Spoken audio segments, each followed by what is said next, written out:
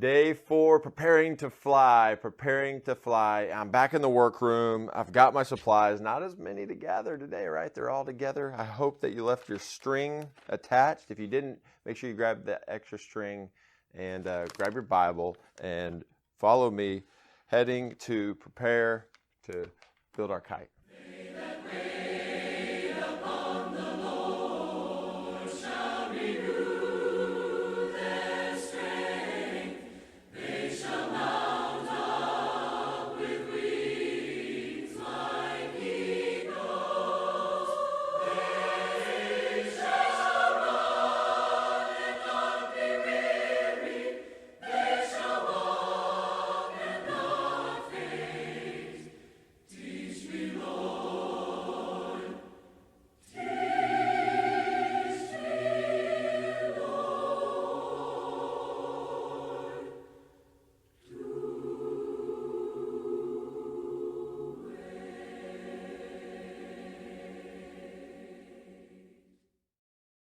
Day 4, and like I said, we're talking about angles. Angles, I hope you have your kite. I hope it looks great. When you turn this around, and I also hope that you left this tied. You left the string tied to the top, because what we're going to do is we're going to run down and tie it to the bottom.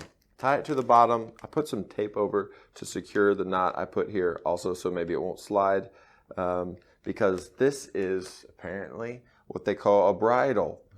I didn't know they had that on a kite, but that little string you see maybe on a kite, we're going to need one of those. And I did mine a little bit different than the instructions. You can follow mine and let yours fly, or you can do what they did on the paper.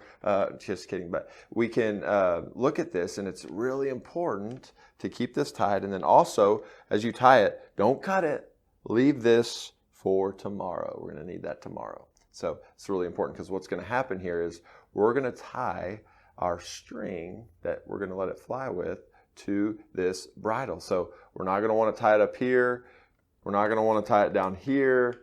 We're going to want to tie it at a perfect spot. It might take some testing to do that, but so that the angle you get is going to help it fly, the angle of this kite. And so we want to make sure that we leave this string, and we're going to have some angle so it can launch, it can get some lift, and that it can get up in the air. And that's not much different.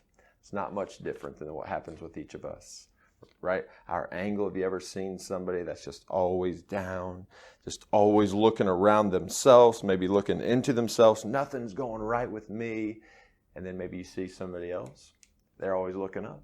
They're always happy. They always know there's hope, and they have a different angle. They're looking up, and that's what I want you to think about today, is changing the angle, right? Changing your disposition. And one of the passages I want you to consider is Revelation chapter 21. Revelation chapter 21, this beautiful chapter. But in verse 4 he says, "He will wipe away every tear from their eyes.